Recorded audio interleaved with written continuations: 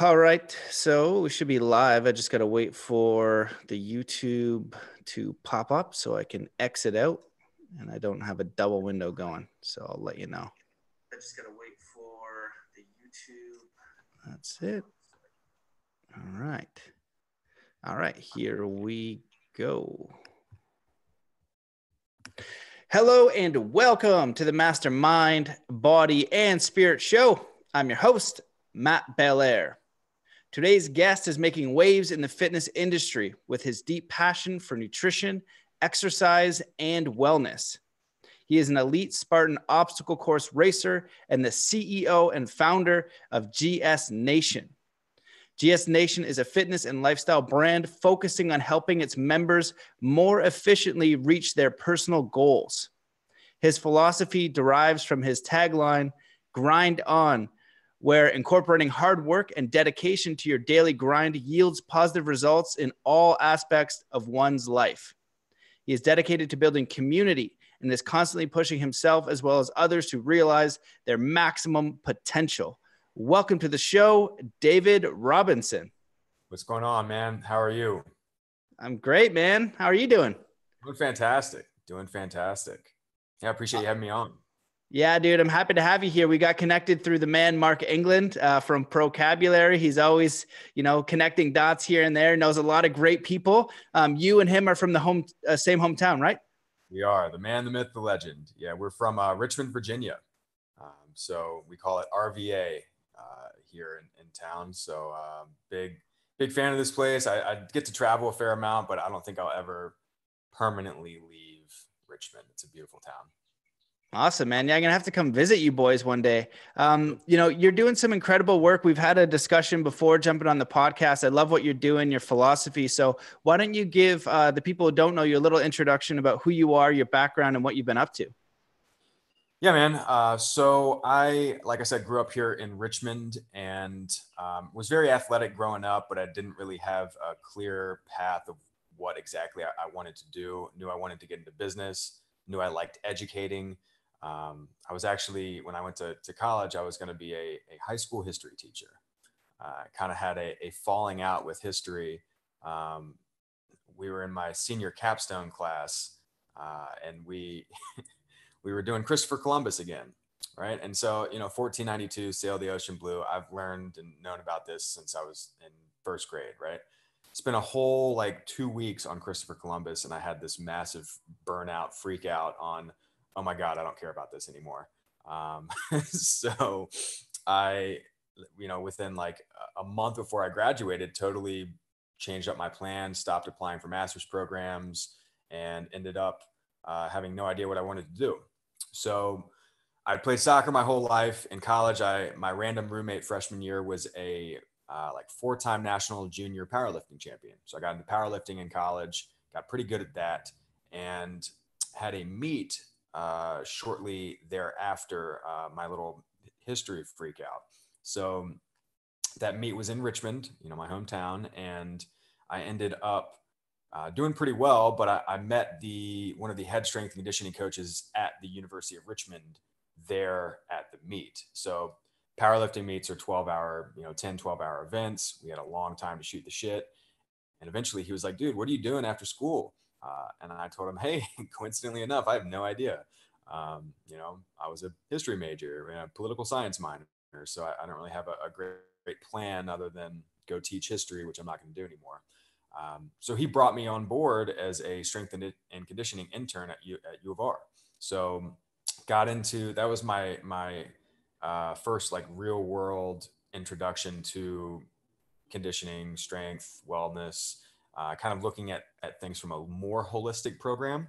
But I had zero freedom or flexibility of time or income at that time. So I left after about a year and went into financial planning, which I did for about 7 years to try to find that freedom and flexibility of time and income. Hated that. And throughout, I've been, always active and staying, kind of following different journeys. I found obstacle course racing 5 or 6 years ago. I still play soccer on a regular basis. I used to suck at OCR, but I realized it was something I could be good at it if I really applied myself. when I started to get good at it, people started asking me questions about, hey, how are you, what's your diet look like? And how are you exercising? And, et cetera, et cetera. And that kind of evolved into wrapping it back around. I love educating. I've always wanted to educate. I just realized I was educating people in the wrong things and something I wasn't passionate about. So when I realized I could actually earn a living talking about the things and teaching people the things that I actually enjoy, that's when the light bulb went off. And about almost 2 years ago, or I guess a year and a half ago, I left my financial planning practice and founded what has now become GS Nation. That's the long and the short of it. Awesome, man. Well, what a journey. And it's pretty awesome that you got a like internship with an epic strength and conditioning coach. I actually have the founder of Spartan Racing coming on in a couple of weeks to talk about I forget his name right now. I was trying to look it up, but he's written do you know what it is? Yeah, Joe DeSena. Oh yeah. So he's coming on and he's just written a book. So he's going to be a fascinating guy to talk to. When you say OCR, I believe that's obstacle course racing. I don't know if everybody would pick that up. Yeah. Right. Well, there's a couple ways we can go with this because I think that you know a lot about human optimization and nutrition and health and wellness. And I definitely want to touch on that. But I remember when we were talking, a lot of what you're talking about are looking to do in Richmond is build community. And you were speaking about some old Greek philosophy or something. Maybe we can start there because it was really interesting and I liked it. Yeah, for sure, man. So I was on I'm trying to remember where I first heard this word from. So I was actually on a cruise, and it was an interesting thing because I don't think they do this thing anymore, or this type of cruise anymore, or with this specific company rather, but it was a cruise where it was like greatly discounted because part of your trip was like a volunteer aspect to it, right? And so we went to the Dominican Republic, and you sail there, and on the couple days to get there, they teach you how to teach English to kids, or they teach you like paper mache skills or gardening skills or like whatever it is. And once you get to the island, you go and practice those things and kind of give back to the community. And that helps to kind of subsidize the cost of the cruise, which was really neat. But one of these words popped up, and the word was eudaimonia. All right. And it's a Greek word. It means human flourishing. And I heard this probably 3 years ago, and it really kind of embodied what I wanted to really focus on for myself. Because to me, human flourishing is so much more than being fit or being fast or being smart, right? It's kind of the optimization of everything. So I don't really see myself as a very natural athlete. I mean, I've played sports my whole life, but I'm not going to dunk on anybody. I'm not particularly fast. I really feel like I had to work hard to get to this point, and I had to do so by optimizing a lot of different things. Using biohacking, for example, or really focusing on all the different aspects of health and wellness. And that was the thing that I realized that most people weren't doing in the strength and conditioning community. Most people weren't doing in personal training. We weren't doing it with our athletes. We smash these athletes for an hour in the gym, and then they go off and be college students. And like, we talked about fitness or nutrition rather. We talked about sleep, but we didn't focus on it. So I wanted to focus on building something that kind of embodied all those different aspects of life, right? To where that human can flourish. So that led me to find the concept of blue zones by Dan Butner. There's a book, The Blue Zone Solution, which he wrote and co-authored rather. Blue zones came from a National Geographic assignment, right? Where researchers went out to try to find all these areas, or find the areas in the world where people are the happiest, live the longest, and have the least instances of disease. Turns out there's 5, and they circled them on a map with a blue pin, so they became the blue zones, right? So 3 of them are islands: Ikaria off the coast of Greece, Sardinia off the coast of Italy, Okinawa off the coast of Japan. There's a peninsula in Costa Rica, and then there's a town in Southern California called Loma Linda. And in these 5 places, these are where people are again, living the longest and, have the least instances of disease, and in many ways are thus the happiest. So what I tried to do is figure out why are these places so healthy, and how could I bring some of those concepts back here to Richmond, Virginia, um, and not necessarily turn Richmond into a blue zone, but to almost create, excuse me, create a blue zone in and of itself in Richmond. And so that's what I believe that's what we've done is, with GS Nation, what we're doing is if you're plugged in, it's going to be really hard for you to be unhealthy. And in these environments around the world, it's difficult for these people to be unhealthy, right? Or rather, it's easy for them to be healthy because of, they're moving naturally, they're eating mindfully, they're sourcing their food well, they live with passions, they live with purpose, they have support of their loved ones. They have, oftentimes they're going to faith-based services, so there's people there's a higher connection. It's all encompassing as far as the individual. And so in these environments, there's human flourishing. And that's what I like to try to promote. And that's what, we really try to focus on with, our community and what we're building. That's awesome, man. I remember when you said blue zones to me, I'd recalled it. And I think that study is very important because your environment affects who you are a massive deal. And that's why, I grew up in my hometown now, Cambridge, which I'm liking more, but I wanted to live in the mountains. I wanted to snowboard. I wanted to, if I wanted to be a good snowboarder, well, I better go to the best environment possible. If I want to be healthy, you can do it in places where the environment isn't perfect. You can definitely do it. There's no excuses. You can do anything, anywhere, pretty much. Granted a few things. I agree with you. You can be anything, yeah. Yeah, you can get it done, but there's also places that will promote, makes it a lot easier, right? It's just like where the common thing is going outside, getting in the mountains, going for hikes, living a healthier lifestyle. And that's what the community's doing. It's a lot easier and it's a lot more fun to do it with other people. So what are some things that you've done to incorporate learning? Like, can you identify some elements? You did a little bit, but how are you incorporating those? And if somebody owns a gym or a CrossFit or a yoga studio, is there anything that they can use and to upgrade and move towards the blue zone idea? Definitely. Let's start with that last question, because I think that's the big thing that people are missing. Many gyms, fitness studios, boutiques, yoga, whatever it is. I think the yogis do the best job of this because it's inherent in yoga is finding mindfulness and breath work and, et cetera, et cetera. But to me, look, you've got to work hard for your fitness, right? If you want to be fit, if you want to be a great athlete, like there's no getting around the hard work, right? And it's got to be consistent hard work. However, disclaimer, you make gains, right? Or losses if you're a aesthetic or fat loss goal. You do that when you sleep, right? You do that when you eat well.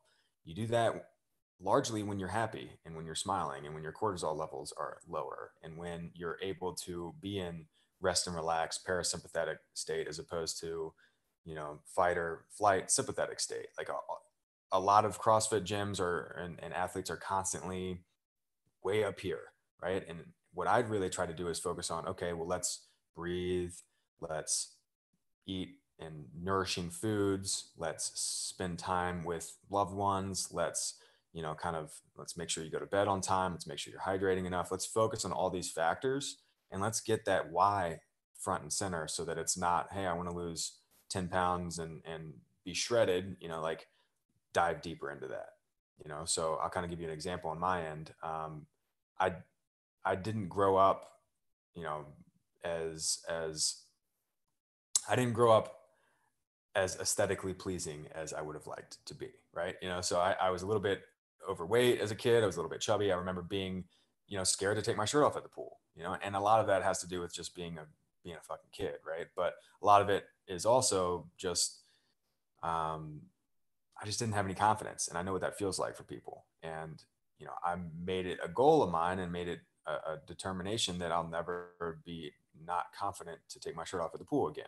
And so that's like one layer deep, right? Another layer deep is, I've got some family members who have suffered from some metabolic diseases. And, I want to be there for my kids one day. I want to be able to, knock the soccer ball around with my grandkids, right? I want to be able to be moving forever and knowing that one day I won't be able to. So I want to maximize that now. And so when I put those things front and center for me personally, that makes it a hell of a lot easier for me to get up and go do the things that I want to do, be the best athlete I want to be, but have that long-term focus in mind. Right. And so I think a lot of gyms, fitness studios, boutique places could really help out their members and patrons by putting that long-term focus front and center, and by helping them to flourish as humans and not just flourish within those four walls of the gym. So that's kind of what we really try to focus on. And we do so by putting on goal setting seminars. Mark's helped us tremendously with that on a quarterly basis. We do online group coaching where we go through mindset, sleep, nutrition, training, recovery, and then that's done in a community setting. We've got sleep guides, nutrition guides. We've got a lot of different things where people can kind of pick those things that they really need to focus on and work with the coach to help them focus on them most optimally. And I believe that, the community of people that we have that are so positive and so loving and caring for one another, I mean, that just elevates everything else, so if we haven't seen Meg in a while, like more than a handful of people are going to reach out to Meg and make sure that Meg's okay and that she's coming back out again. Or, if somebody's got something going on, like if Carrie's got a concert, like we're going to send 15, 20, 30 people who are just naturally going to go to Carrie's concert. They're going to bring their spouses and it's going to be a great time. Right. And so everybody is kind of supporting one another there, and we're all elevating together. So I think that sense of community in many environments is, or many fitness environments is just centered around the fitness. And I think that people are missing the boat on a lot of things by not opening that up to life, because that's what we're training for, right? Yeah, man, absolutely. What a really brilliant philosophy, because it's obviously important to flourish in more ways than just fitness. And that kind of seems to be the motivating factor, right? Is what we look like, getting in shape and things like that. If you're having, your fitness isn't so good and you're eating too many donuts. It was my girlfriend's birthday, and all we did is eat donuts and pizza for like 2 days. And I was like, I feel like the densest piece of crap right now. It's just I hate myself, but I got to get out of that. But there's a time and a place, man. There's time and a place. Yeah. So running today. But those other elements are so important.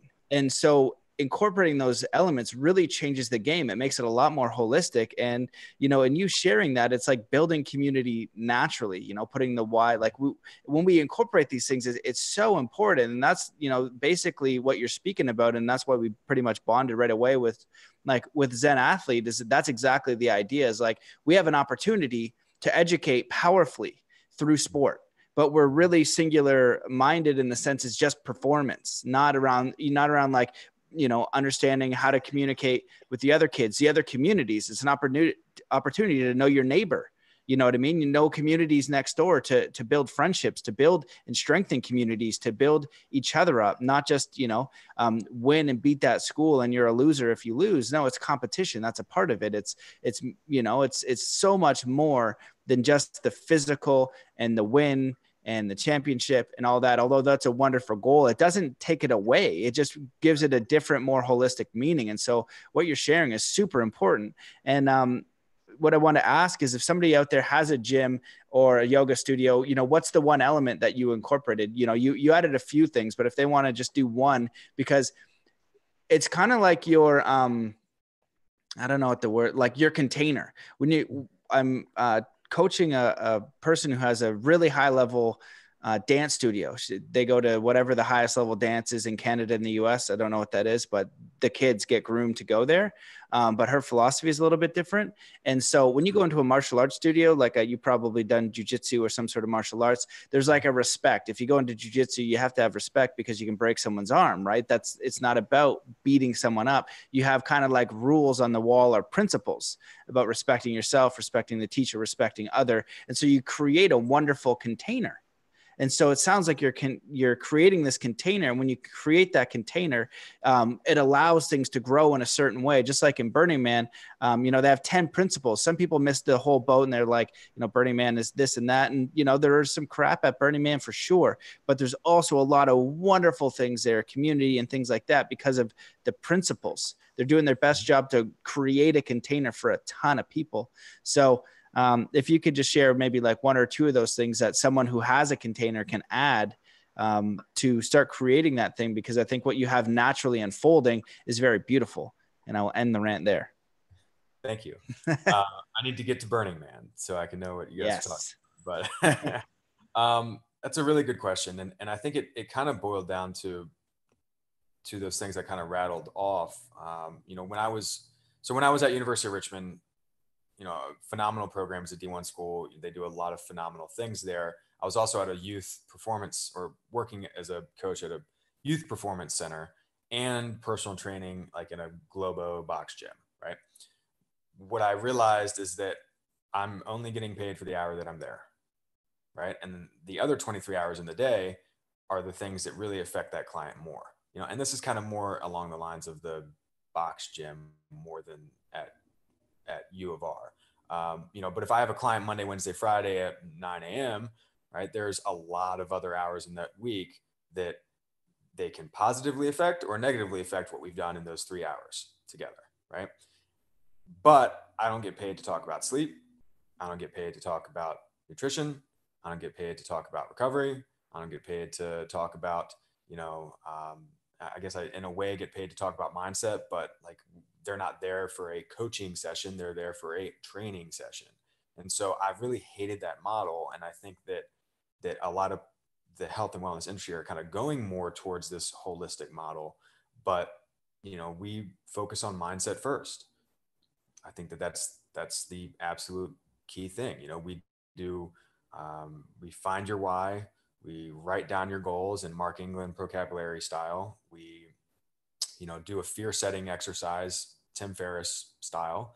And then we do a future casting or perfect day exercise, which I absolutely love, because that helps to, make things real, get your subconscious working and get you kind of working in that direction, and that's all before we talk about training.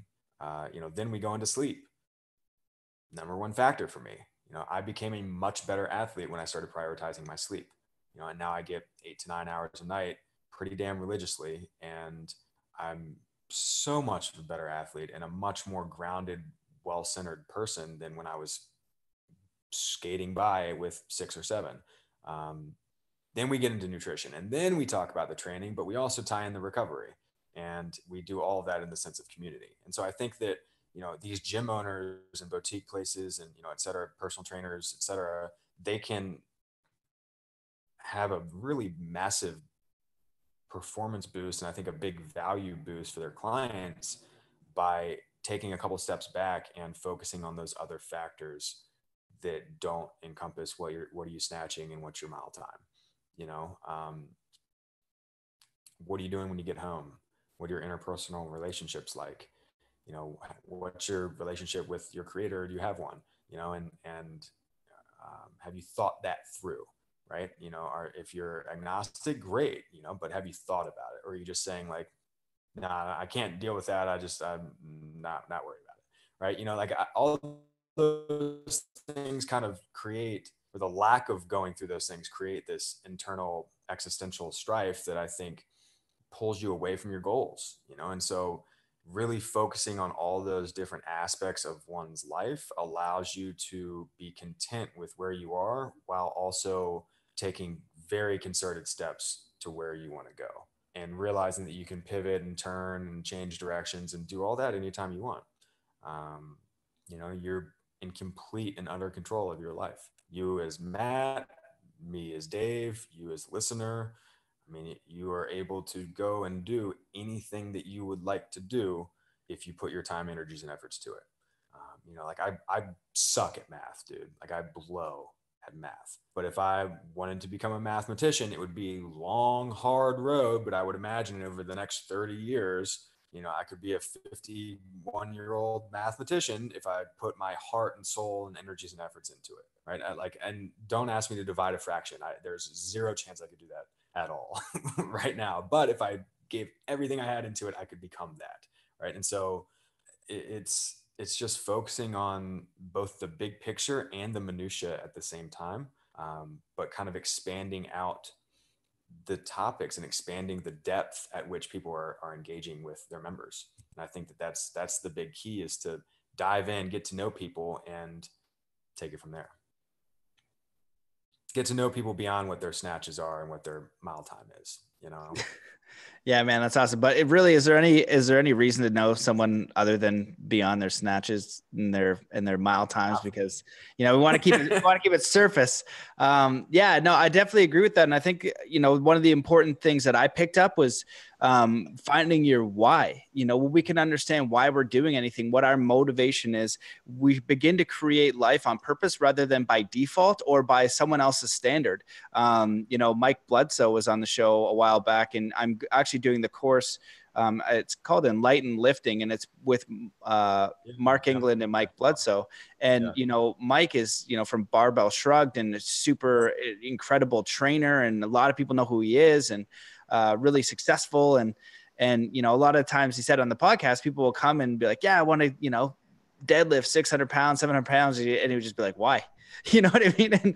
And when they'd have a very real talk with him, he would go through all those things, and they would discover, like, maybe they want to do gymnastics, maybe they want to do dance, just you get to the root of it. And then you're creating on purpose. You have to take that time to think, because we're so either culturally motivated or, wherever the influence comes from, sometimes we don't take that moment to think about it and then go on purpose. And you made a really great example with the mathematician thing. I would be the same person, but I would recognize now that from what I've learned, if I do put my heart and soul into it and I strongly desire it, I can achieve that. And that's the idea, is getting to a place where you are very clear on your why, and that desire to create by your own standard is going to get you through the hurdles. And if you're doing it through cultural standards, you're going to buckle at the first little speed bump, but if it's from you, you're going to, go over mountains and just keep going, because you recognize that it's over time. And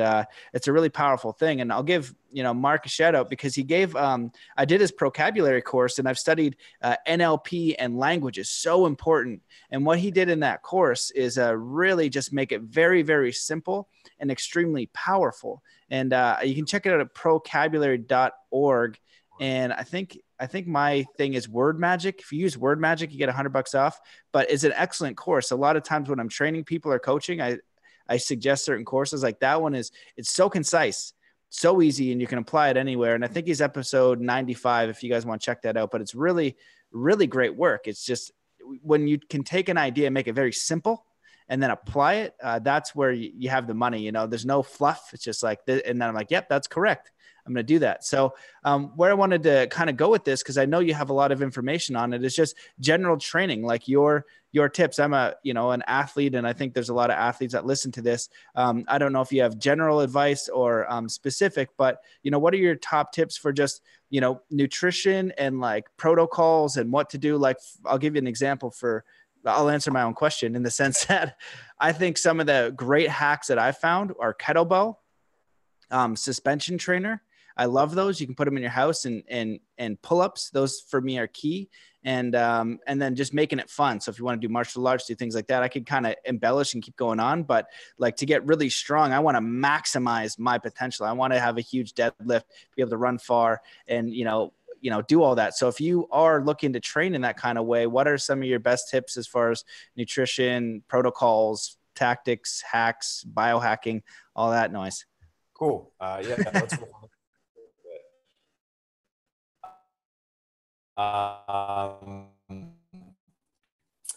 So my chosen sport at Spartan, that's going to be obstacle course racing. To me is so unique because it takes such a well-rounded overall athlete, right? And for people who are unfamiliar with that sport, think like a military obstacle course, with walls and rope climbs and climbing under barbed wire, but then throw in really heavy carries, throw in a lot of upper body obstacles like, rings and different types of bars, moving bars, that type of stuff.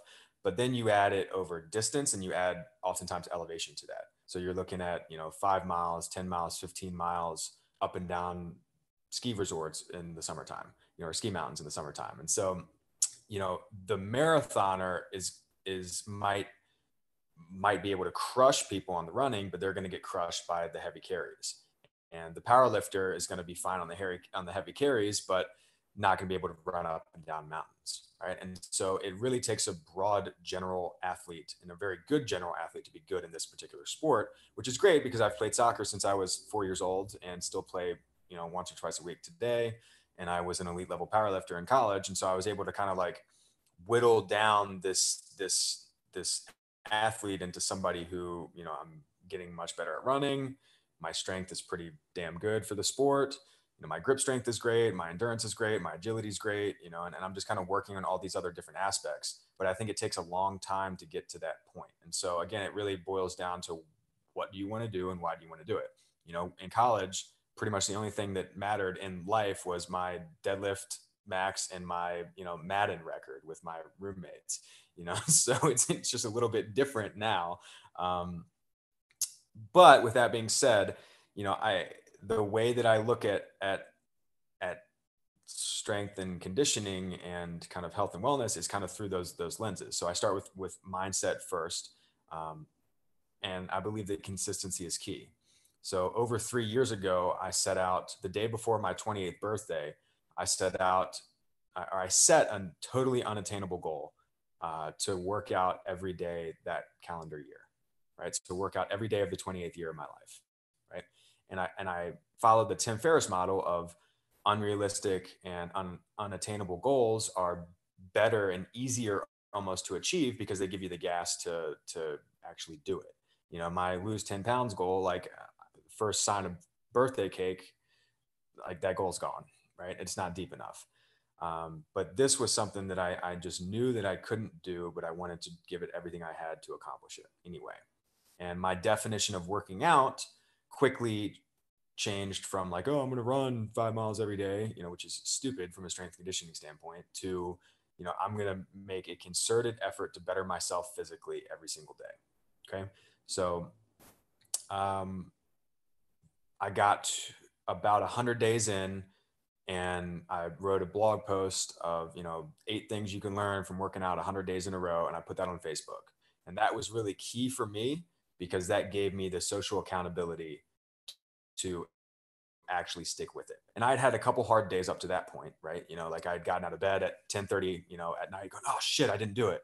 And so I got out of bed and I did my thing, and I had some rainy days, I had some lazy days, but I was still motivated and I was still stoked on the goal, right? When it got hard was when time passed and my motivation waned and then my discipline had to step up, right? And I disclaimer, I have tried to do this in other areas of my life. I haven't been able to do it because they haven't been like deep and intrinsic. Like I tried to meditate for a year and I got like to like January 10th and that was gone, there's a lot of things that I tried to do this with, but I call this the keep your streak alive challenge. And I'm up over 3 years. I'm up over 1,100 days. And that's been every single day of bettering myself physically. And that, keep your streak alive helps me to be a better athlete because no matter what, I'm doing something every day. So I think that, even if it's foam rolling and mobility work and a long walk in the neighborhood, like that's like cool. I set aside time to do it and I did it. So it counts. Right. And then the other days, I'll bang out a long run or I'll have a big deadlift session. I mean, I train much more often than I don't train, but I'm doing something every day. And I think that that's a big hack because a lot of people take those off days and, are just totally missing out on a whole lot of recovery and a whole lot of fitness gains and health and wellness gains by just sitting on their ass. And on the flip side, a lot of the CrossFit community goes hard 7 days a week and is totally missing the boat on the concept of super compensation in general. You work hard, you work hard, you work hard, you give your body time to rest and recover because it dips down in ability, and then you come back stronger than you were before. And it's this 3 steps forward, 1 step back effect, to where, now you're climbing the mountain, right? You might have to backtrack a little bit, but when you backtrack, you recover and then you keep climbing.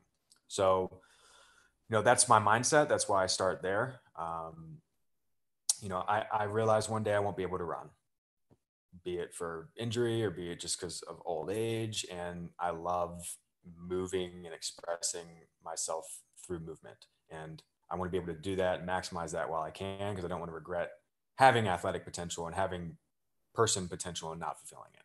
Right. The next biggest thing is sleep. Like, dude, if you aren't sleeping, you got to go the fuck to bed. And that's my number one tip for how to sleep better is go the fuck to bed. Like, take your phone and put it on the other side of the room. I turn mine on airplane mode, and then I tell Alexa, who's going to turn on because I said her name, I tell her to wake me up. Right. And so, like, you don't need to have your phone by your bed. Put it on airplane mode, get it across the way, and just go to sleep, man. And I think that's the biggest tip people can have to change their entire lives, not just their physical bodies. If you have kids, what lack of sleep will do to you. If you've opened a business, what lack of sleep will do to you, and you're just not the same person. So I kind of liken it to those Snickers commercials. Hungry, why wait? Like, it's like, are you an asshole? Like, go to bed, and you probably won't be nearly as much of an asshole tomorrow. Nutrition wise, I really don't believe in the if it fits your macros model. That's just not a great sound long-term approach, in my opinion. I really try to focus on eating as many real foods as possible. I have recently, and this is within the past probably 3 or 4 months, taken big steps back from how much meat I consume on a regular basis. And I just did that. It wasn't so much like a humane or humanitarian thing. It was more along the lines of trying to reduce systemic inflammation, and I feel that since I've cut out dairy by about 99%, and since I've cut out red meat by about 75%, I've been able to recover much faster from my workouts, and I feel better. So I don't, at the same time, I have to eat a ton of calories in order to work out every single day and to put in the work that I need to work or put in. And so I focus on I focus on superfoods, like nutrient dense foods, like chia seeds, flax seeds, hemp seeds. I plow through berries, dude, like berries, bananas, a lot of fruit. I'll, I get the big Costco bag of power greens, they call it. So it's like chard, arugula, and spinach. And I'll go through like 2 or 3 of those a week.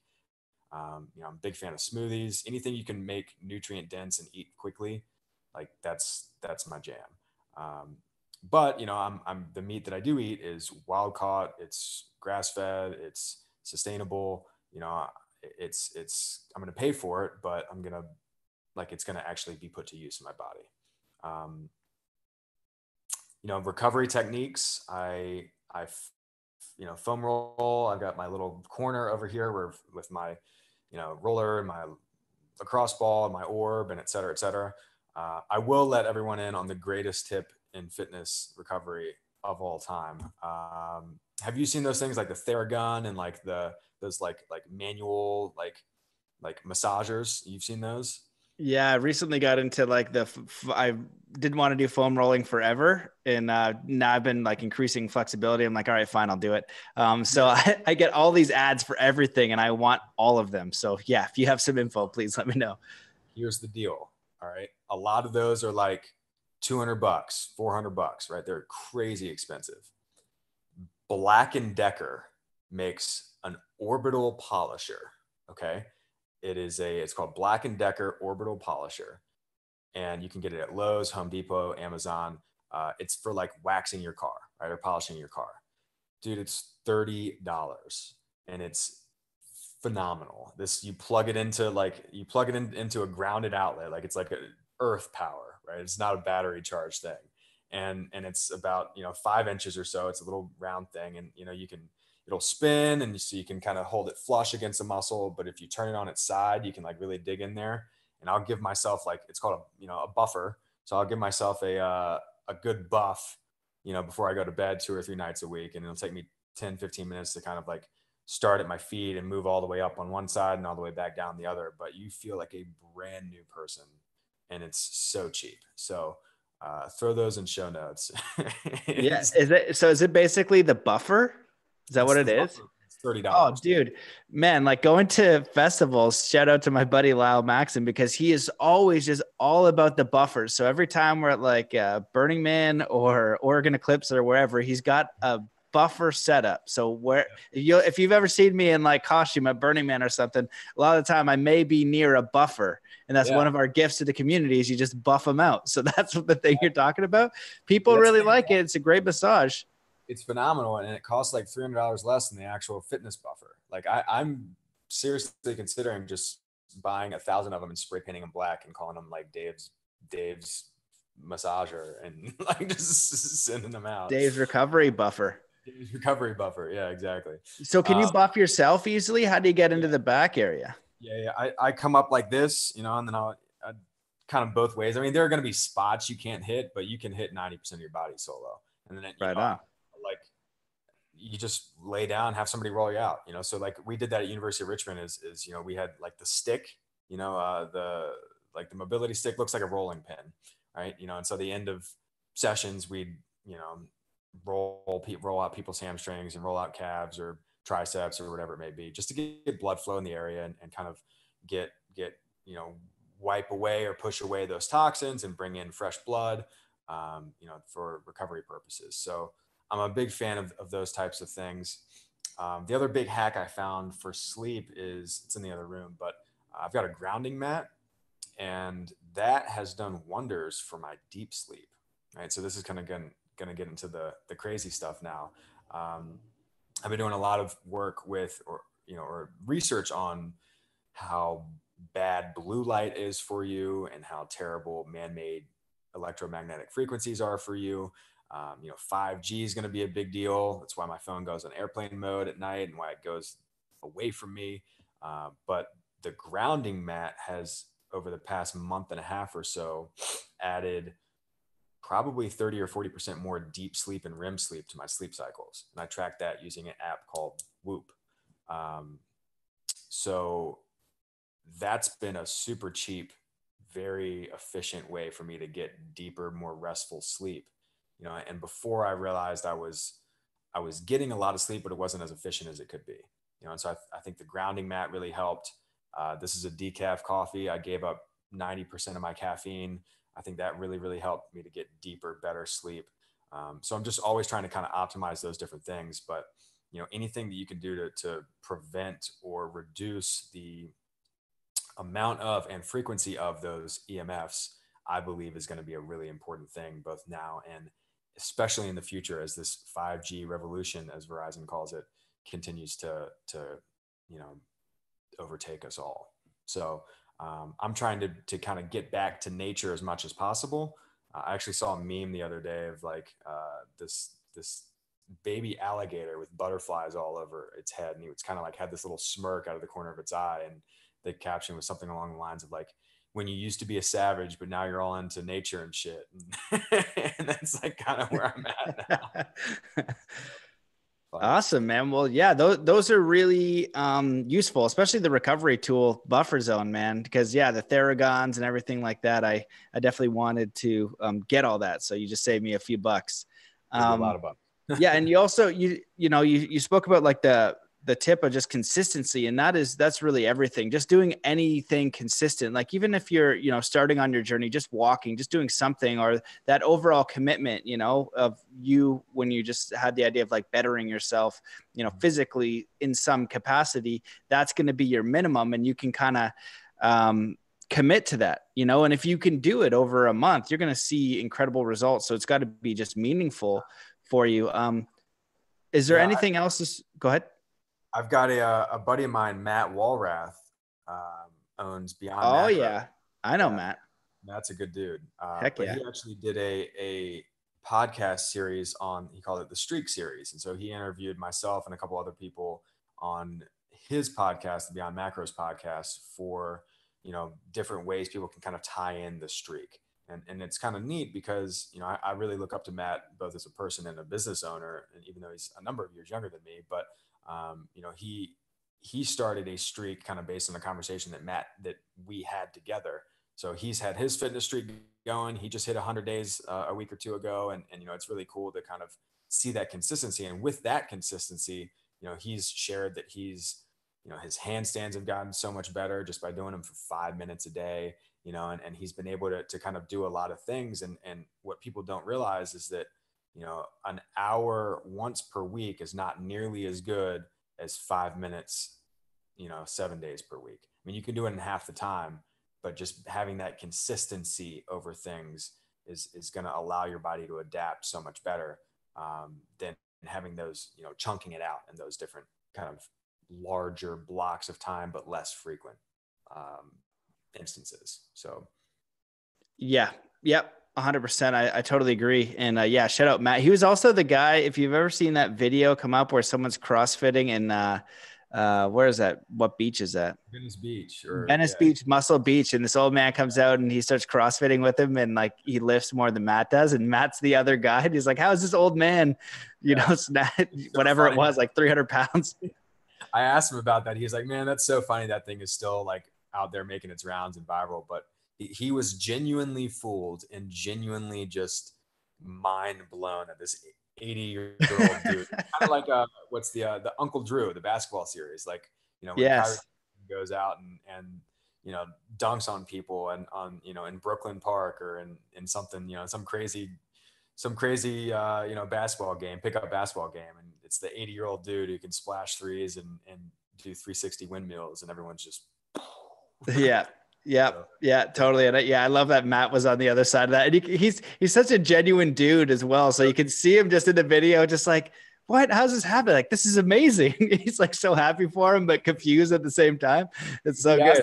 He was like, any tips for a young gun like me? And was like, oh yeah, totally.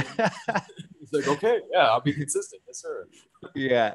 Oh my God. So good. Well, man, yeah. Is there anything else that you want to say on that? Because I think that is all really practical. I think that a lot of people, when they're training or they're doing something, they want that magic pill or their biohack. And like some things can help, but I think nothing trumps consistency, listening to your body, you know, eating healthy, learning a little bit about food, like, you know, cutting out dairy. We know dairy is not great. And just looking at like real fruits, real vegetables, good food. You know, and if you can just keep it simple, that's important. But there are other things that help, but they're not going to be like they're going to assist. You know, exactly. It's like if you can't skateboard, the best skateboard isn't going to help you. I just saw a video of like Chris Jocelyn 360 flipping like an 8 stair at the barracks with a byway board or Walmart board, and the thing barely even moved. And that board is not even a board. So, you know, it's like those things that are going to help you they're not going to be the answer. They're going to assist. And I think that we're putting biohacking first and the hacks first, rather than consistency, common sense, hard work, getting outside, being in nature. You know, you nailed it. I think especially in the strength and conditioning community, there's always like the trend or the tendency to go towards a new or cool exercise, you know, or a new or cool way to do things. And same with the biohacking community. I mean, you know, and granted, there's a lot of things out there that will give you that 1% or that 0.5% or that 3%, you know, but dude, if you're not drinking a gallon of water a day, like start there. That's 15%, right? I mean, if you aren't sleeping 8 hours a day, like start there, get an extra hour of sleep. That's 25%.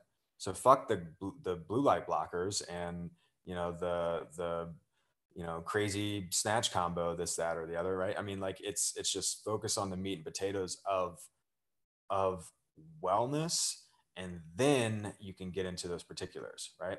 Now it's kind of the Pareto principle comes up, you know, where 20% of your actions get you 80% of your, you know, returns, and then vice versa. If you are already a world-class athlete, then yeah, you know, like cupping really did help Michael Phelps in the Olympics, right? But cupping probably isn't going to help, you know, Joe Schmo who's just trying to get in the gym for the first time. Like that's not necessarily a thing to focus on, right? And so I think that really focusing on the big picture items and supplementing and sprinkling in the fun stuff can take you a lot farther than putting the fun stuff first and trying to outmaneuver hard work, you know? Yep. Yep. 100%, man. And, I think that we've touched on a lot of amazing things. I love the start of just talking about the blue zone communities and a more holistic approach, just understanding things a little bit deeper, understanding your own why, what your habits are, getting clear, creating on purpose rather than default, some really, just common sense things around fitness being like, someone who trains high level people, high level, athletes, and just really what the core principles are. So where I want to go with this is I'm wearing the t-shirt, is I know that you have an interesting story that you haven't shared before. And I'm just curious if you want to share that. I have a few myself, if you want me to warm it up, because it's a bit of a left turn. But I'm so excited to hear it because, I think that with the out there stories, when you can be grounded, like what I'll get a lot because I'm in, meditation and my podcast really reaches a variety of people. I get a lot of intake on certain stories from people. Some of them, I'm not sure that I believe. I'm not saying that they're lying. I don't know, but it's hard to there's some people I just really believe and it's really genuine. And I think it's important for us to expand our awareness. And one of these stories was from David Lonebear talking about how he was hunting one day, and the way that he was taught, he had to stay in a spot. He would have to do all these weird things as a kid. And he would hunt moose and different stuff. He's Native American. And he said that one time, he's covered in snow. And he said he's a Mi'kmaq. And he said, I'd heard about the little people there in our stories, but I actually saw them. He's like, I've never smoked a day in my life. I've never drank. I've never taken a drug. And I could see these little tiny people. And he explains them on a podcast. He's like, I saw it. I don't know who they are, where they come from, what the deal is. And the interesting thing is, I had just finished reading a book called Mad Bear. And it's about a different Native American medicine man. And the guy who he is communicating with, studying, he's a psychologist and he goes around lecturing, but he was friends with him because he wanted to learn about, Native American history, things like that. He also spoke about the little people and showed him a skeleton. And he's like, they only give you these if they this is a gift. This is like my most sacred thing. But he would never talk about it. It would never be like, he would always lead with those out there stories. So I think it's interesting when we have these fringe stories that actually happen, because what we're trying to do is piece together what's actually happening here. What are the limits to our reality? And in a sense where it expands our mind and expands our consciousness. And I think it's good to snap people out of default consciousness, right? Yeah. If it goes, if all of a sudden, Star Trek happens and they look down at us, you know what I mean? It's going to change our scope. I forget what the word is, but when they went to the moon and you came back and they took a picture of the Earth, that picture changed global consciousness instantly. And everyone, I think there's a word for it, but everyone who's been on a ship and look back at the Earth, they have a massive shift in consciousness because it expands possibility. And then you're going to refine and get closer to your why. So that's my warm up.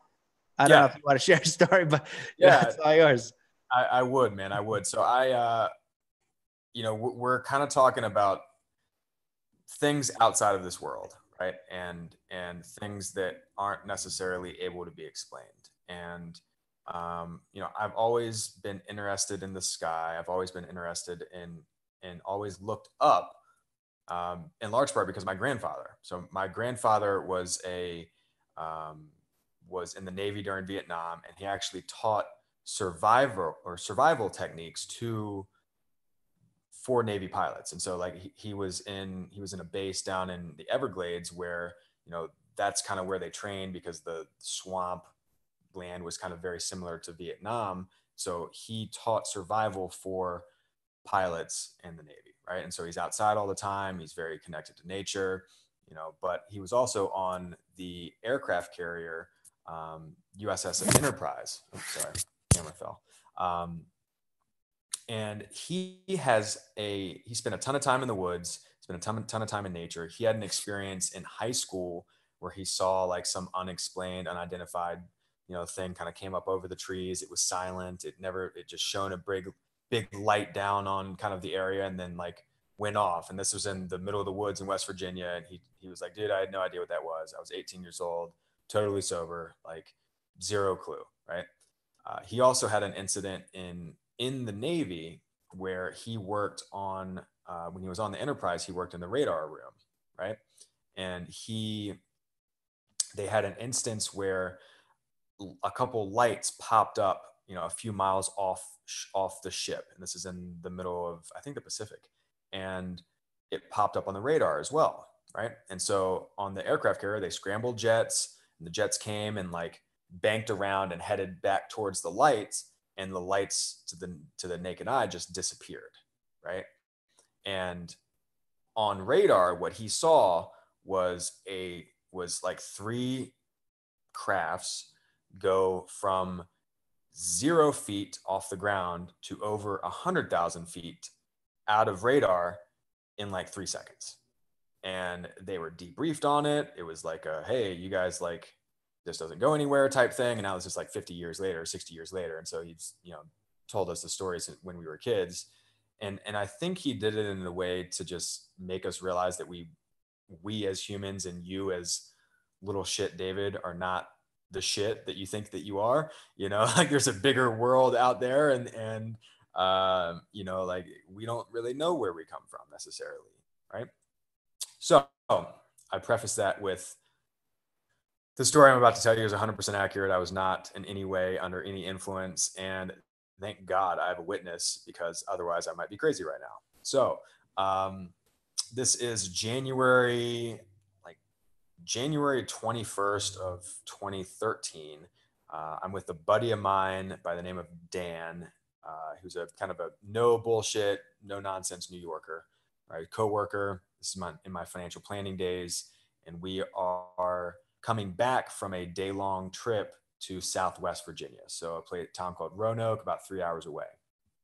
But we're not taking the highway. We're taking a kind of notorious for its long, boring drive, a little back road. It's a road called 460, and it's a 2-lane road, but it goes from Roanoke to Richmond just kind of like in a back ass way, right? So it's about 8 p.m. It's dark.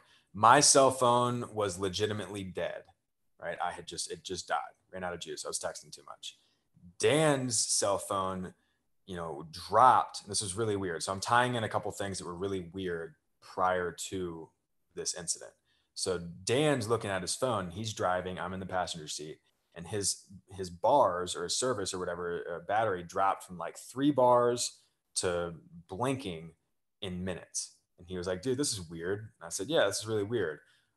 He says, I'm going to turn off my cell phone and just in case we need it, like thinking like, all right, it's a little 2-lane road, deer could pop out, we could hit a deer, and we'll need to call somebody, and we don't want our phones to be dead. Right. Cool. This is before, car chargers or whatever, I guess. Which is crazy since that's only like 6 or 7 years ago. But, so both of our cell phones are off. We don't have cameras on us or anything like that. He's telling a story, and I'm kind of leaning back in the passenger seat, and I've got my view is the front windshield, and it's nighttime out. It's a pretty clear night, moonless night, and I notice 2 red lights way up in the distance. And dude, I'm talking like way the fuck up there and way the fuck out there. Like these are far away, right? And over the course of about 5 minutes, I watch these 2 lights, and they're like parallel with one another, and they are like doing this. They're moving sporadically, which catches my eye and catches my attention. And they get to the point where over about 5 minutes and over the course of Dan's story, where they're now ground level and parallel with us. And so I remember this is kind of like when my memory kind of tunes back in, is he's driving like this, hand on the wheel, and I'm looking up underneath his arm. And he's like, dude, what the fuck are you looking at? Like, I'm looking out his door. And I'm like, those 2 red lights over there, dude. And he's like, what, the cell tower? And I said, that's not a cell tower. I've followed those with my eyes from 10 miles up in the air and 10 miles away to right down here over the past 5 minutes. He goes, get the fuck out of here, man. Like, you're like, that's ridiculous. Like, you know, no way. And I'm like, yes way. Right. And so we like the road banks to the right and then turns to the left to where we open up into this big, and this is like, we were in wooded area, woods on both sides. And we opened up into a big field, right? Big, like farmland or whatever. And the way that we turned into those two lights. And now those two red lights that were 10 miles up in the air and 10 miles away are now directly in front of us, maybe 500 feet off the ground, splitting the road in half, right? And this road is heading straight into this field, maybe mile-long field, and we are heading straight into this thing. So Dan turns the corner and immediately just, what the fuck is that? What the fuck is that? What the fuck is that? Right? And I'm just over here going, oh my God, oh my God, oh my God, because this thing is fucking massive, man. And like I've told the story to friends, and like, they're like, well, what's it look like? I'm like, well, dude, it's a fucking spaceship. Like, I don't know any other way to describe this thing, right? Like, there's no other way to describe this. This is a spaceship, and it is massive, massive, massive, massive. Like, Did it look? Could you see anything physical, or was it just light? No, dude, physical. Like the two red lights are right here, but then behind the two red lights, it is a massive, like, craft, we'll call it. And the two lights were on one craft? The two lights were on one craft. Right? Okay. And, wow. And they were, and like, dude, this thing was fucking big because I could pick out two lights from way the fuck up and out there. Right. And so these two lights are on like the left side and the right side. And this thing is, you know, if I'm looking at the windshield, this thing is taking up like 60% of the windshield. Like, it is huge, like many 747s big, right? And it is directly over the road. We are heading directly at it. There's no like legs to this thing. This is not a tower. This is not a blimp. This is not, you know, this isn't a balloon, right? So here's where shit starts to get wild.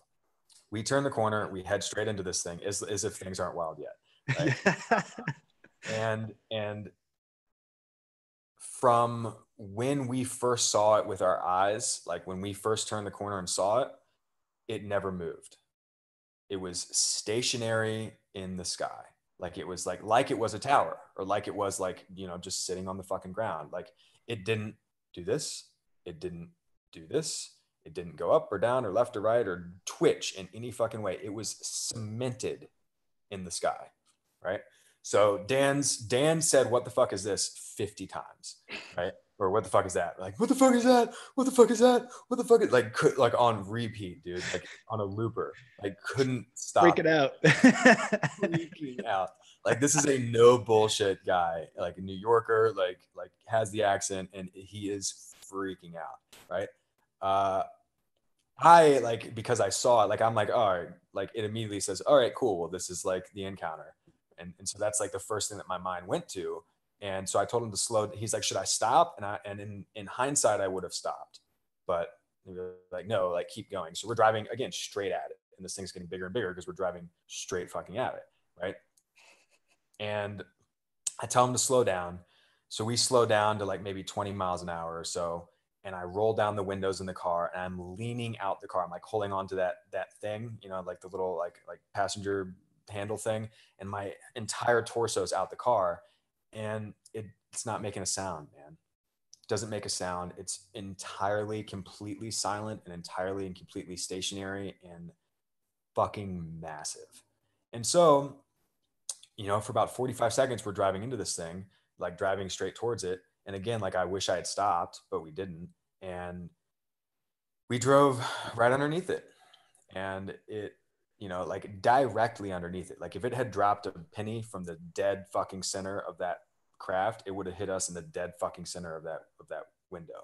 I don't think we lost time, but I don't know that for a fact. I don't know what time it was exactly going in, and I don't know what time it was exactly coming out.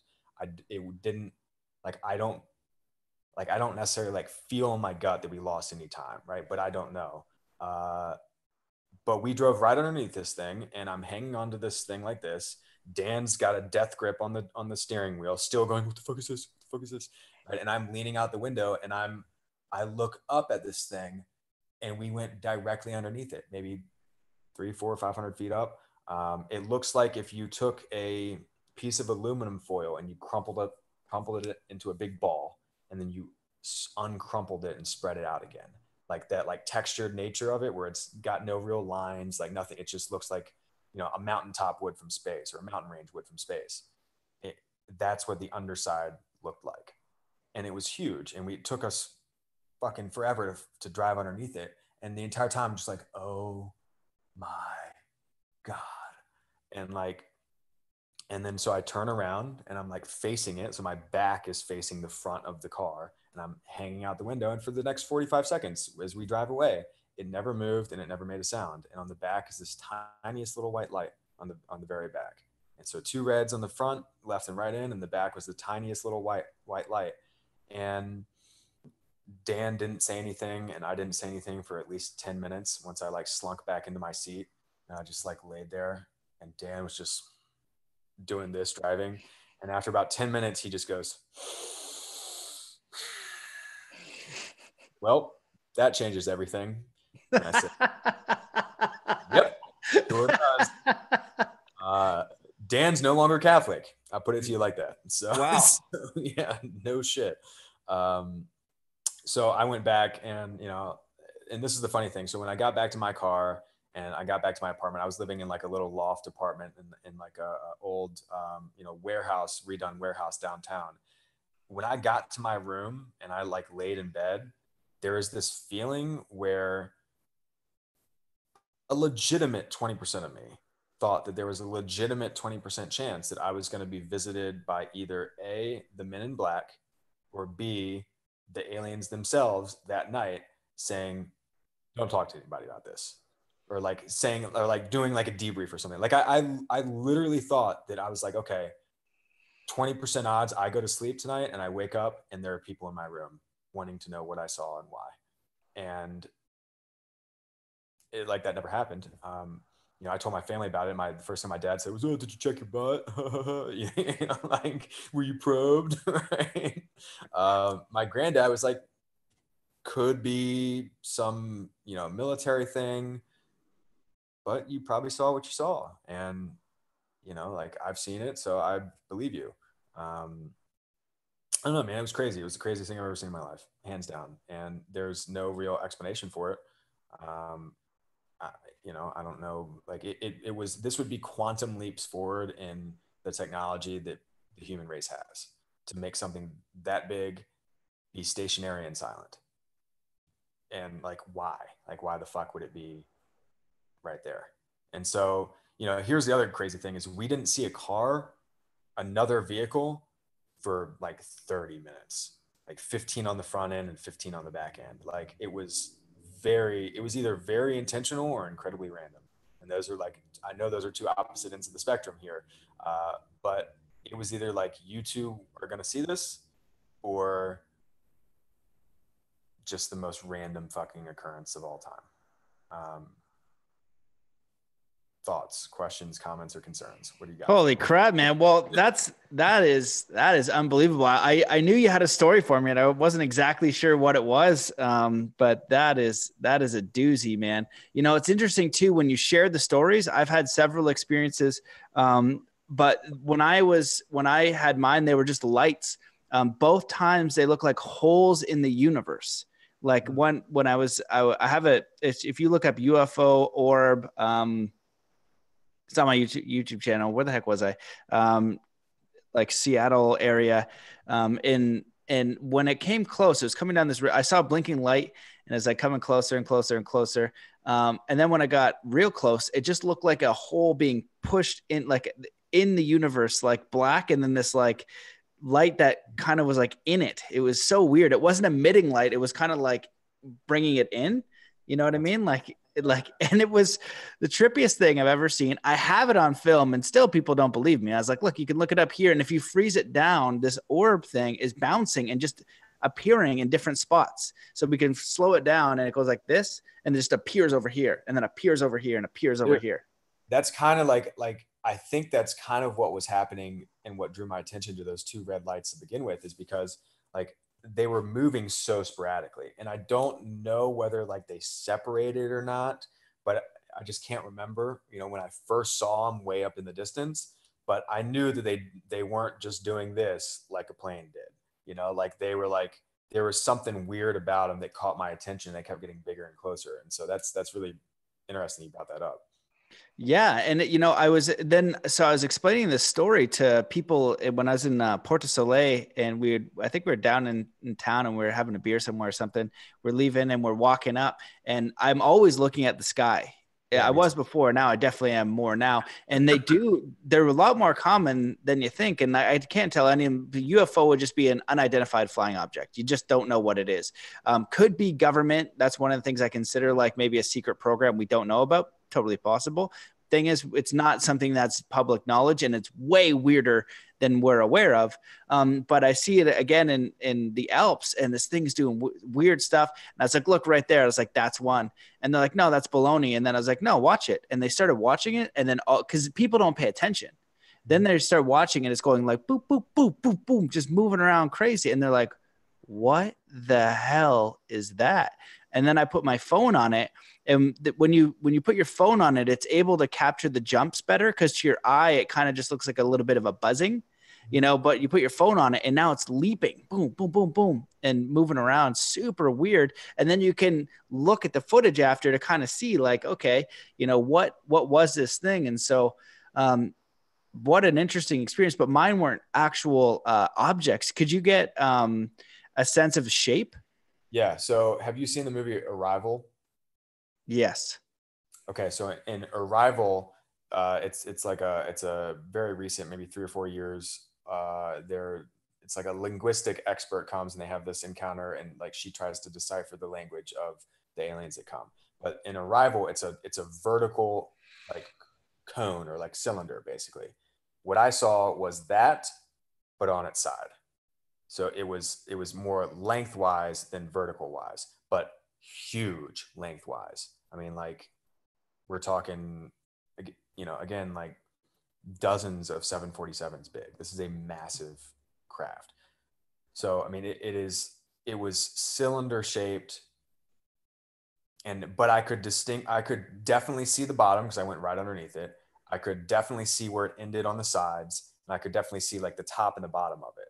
You know, so I mean, I saw like the actual thing. It wasn't just the lights. Like the lights were there, but the lights were minuscule compared to the size of the craft itself. Wow. Is there anything else that you noticed that would be noteworthy? Like if you're doing a police report?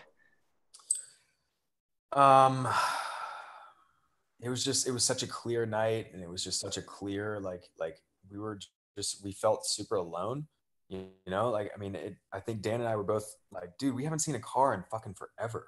And, you know, I don't think we didn't see any deer. It was just like, everything was just like nothing else existed other than our little vehicle and this massive thing, but for a long time, you know? And so it's just really strange. I mean, it's kind of a out there spot in, you know, the state, but at the same time, like to get from Richmond to Roanoke, you either take 64 or 460. Like you got two ways to do it. And for us to not see anybody for so long is like, it's just super weird to me. I really wish I had seen the time. Like, I really, really wish I'd seen the time, because I don't know. And I've racked my brain on this. Like, I don't know why, like, let's say it's not random, right? Why me? You know, Dan had zero extraterrestrial or anything weird in his lineage or family or whatever, but I definitely have. My dad and granddad have a like 40-year-old running bet that, you know, $1,000 if you know, my dad's going to give my granddad $1,000 if they like find proof within his lifetime, right? You know, and then vice versa. He's got an extra grand for my dad in the in the will if he passes away without finding proof. My dad doesn't think it is. My granddad does. You know, and so like I don't know why me. or why then, or why it was directly over the road and why we had to drive directly underneath it. I don't know why we didn't stop.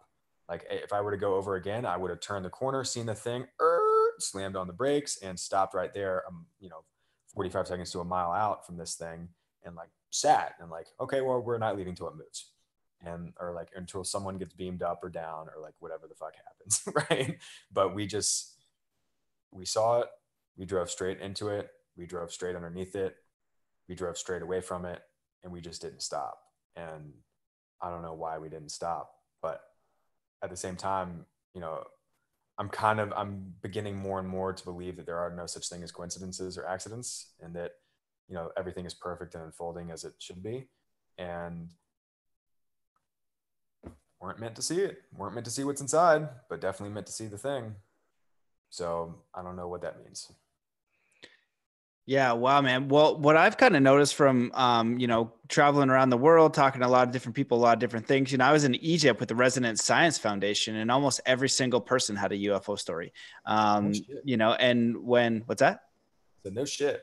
Really? Yeah. And so when I go around even to festivals and things like that, and you start to open up, or even around like campfires, and I go to like different communities, or I come home, like I have friends that have a story, but they do not tell anyone the story. That seems to be the common thing, because people just don't believe you.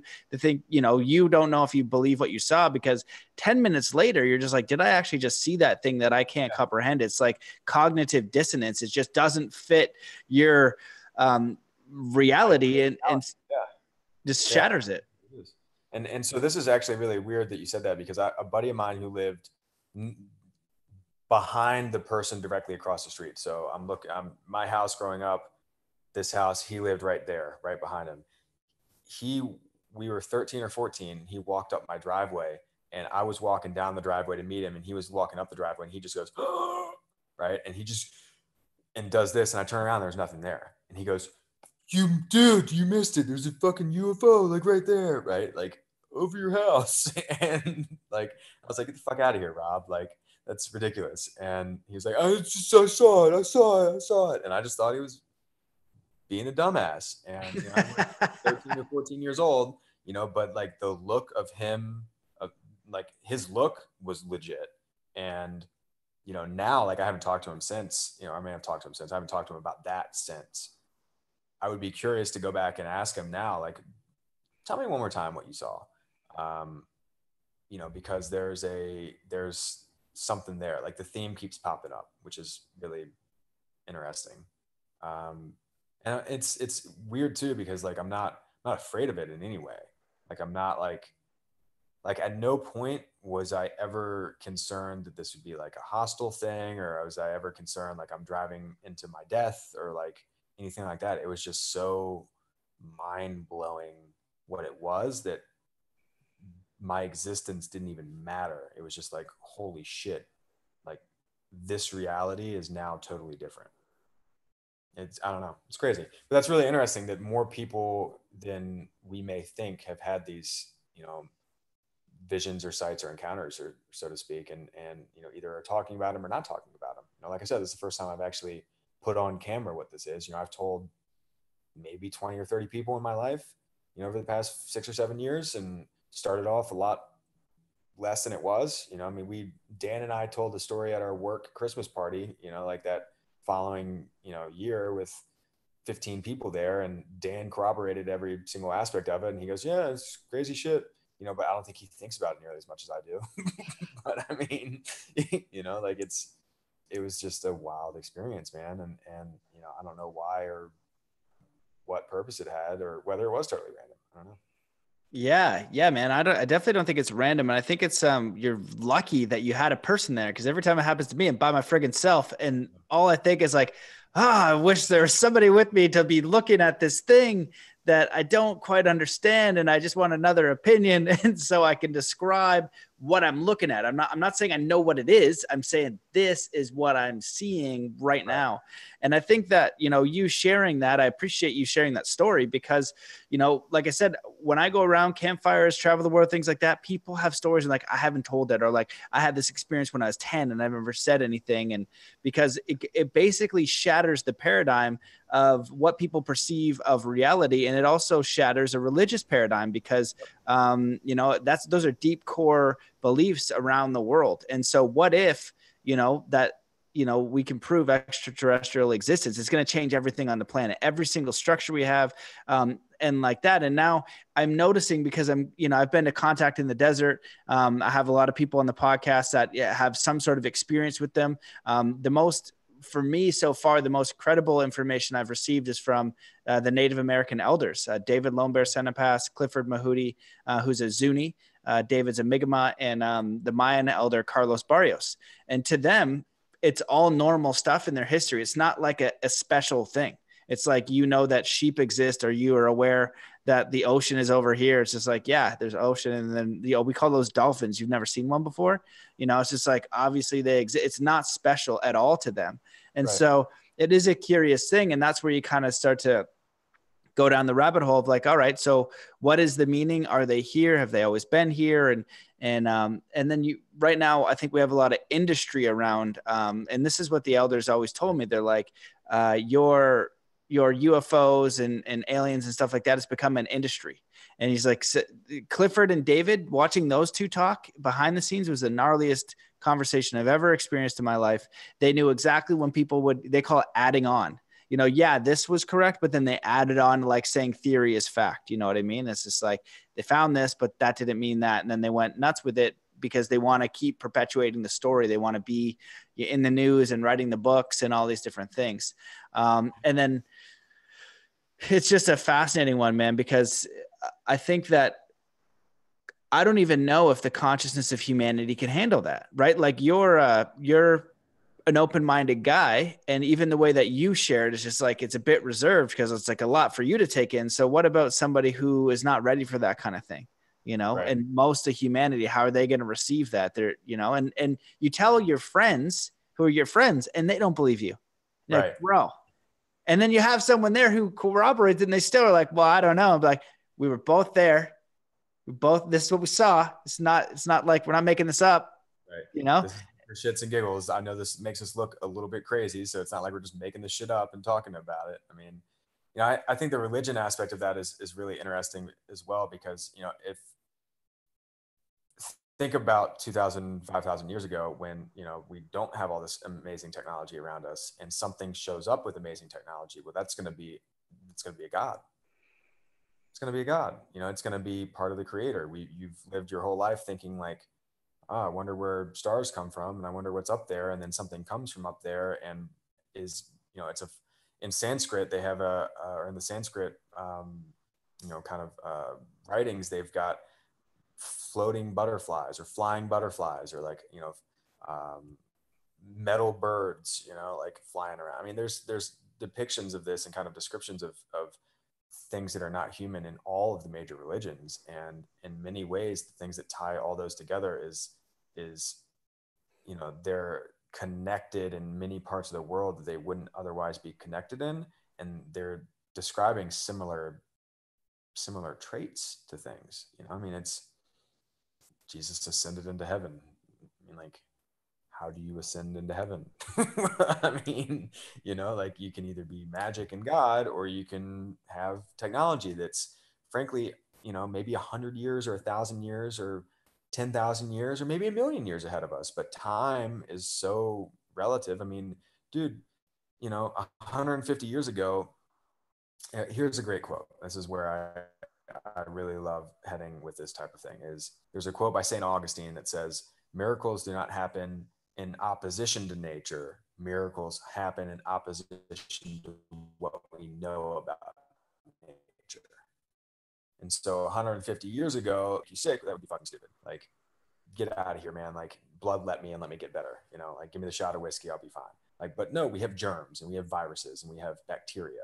And like, those are the things that we can't see that make us sick. And now we know that, right? there's just a bunch of crazy shit we don't know. And technology, the way that it advances, if a civilization is, 100 years ahead, this is a supercomputer that we've had for 10. I mean, we've had computers in general for 50. Like, advance that out by 100 years or 1,000 years or 1,000,000 years, and now there's going to be some crazy shit we can't even comprehend. And it's that makes sense to me, I guess. Like, not everything is going to be on the same timeline. And I took an astronomy class in both high school and college, and like, it's now researchers and astronomers are saying, even NASA is saying, like, yeah, there's life, we just don't know where it is, we don't know what form it takes, but it's mathematically impossible for there to not be other things out there that are living in the universe.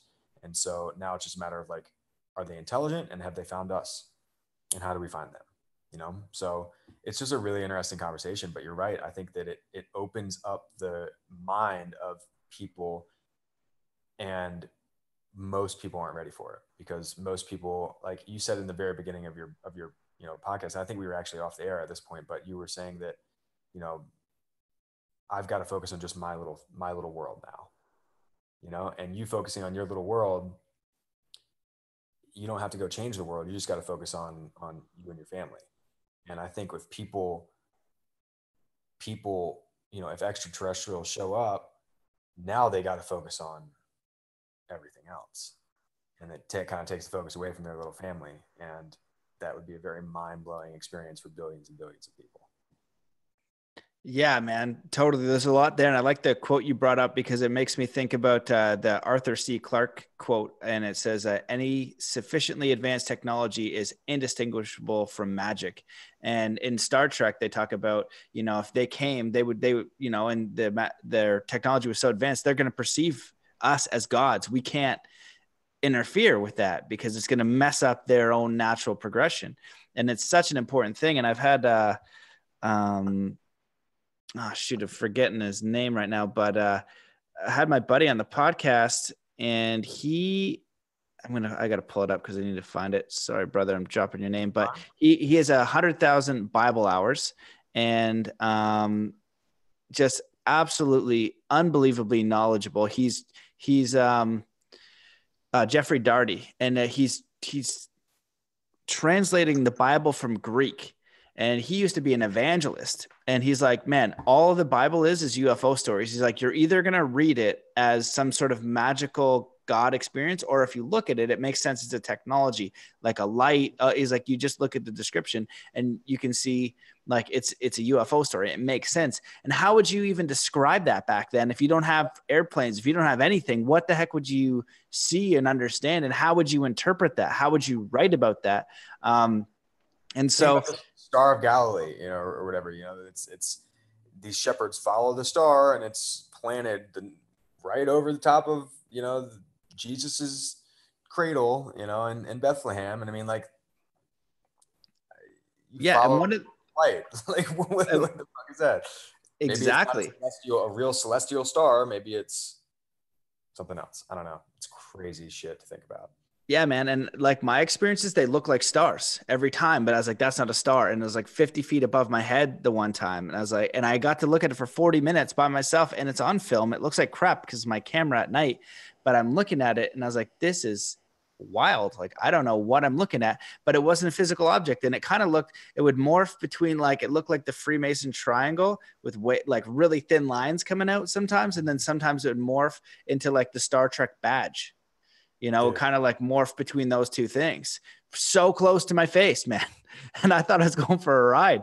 So, who knows what's going on, but I think that maybe the idea is to open up to a new understanding, because when I talk to David about this kind of stuff, he's just like, he's like, yeah, they exist and they're here. That's what he says. And he's just like, but they're not going to, like, they're trying to help.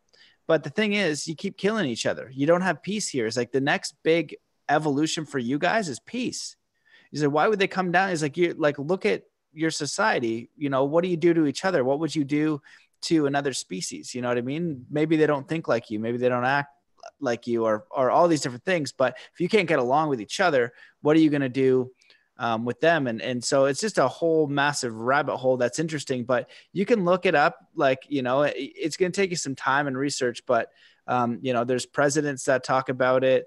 There's, you go to any ancient history and you can start to look at, what was being said in Egypt and the Dogon tribe and the Mayans and, all these ancient cultures that are 20,000 years or more. It's there. Right. But what does it mean and what we don't know, but it does open up to just a bigger thought process. You know what I mean? Living in harmony with yourself, within nature and within the universe. And I think that that's a wonderful thing. So I have no idea what any of it means, but I appreciate you sharing that story. If you find out, let me know, bro. I'll send you a text. Dude, I figured it out. Yeah, totally. Yeah. Well, man, this has been a pleasure. I appreciate everything that you shared. A lot of really great information, very well-rounded episode. Is there anything that you wish that we had touched on or anything you want to leave the listeners with? That's it, man. I mean, I'm stoked to have you on our show as well. This is you're a really, really interesting guy. And I'm excited to hear your story on a couple of these things. But I just really appreciate you having me on, man. Thank you. Yeah, my pleasure. Well, keep up the great work. We'll be staying in contact and appreciate everybody for watching. Roger that. Grind on, y'all. Peace.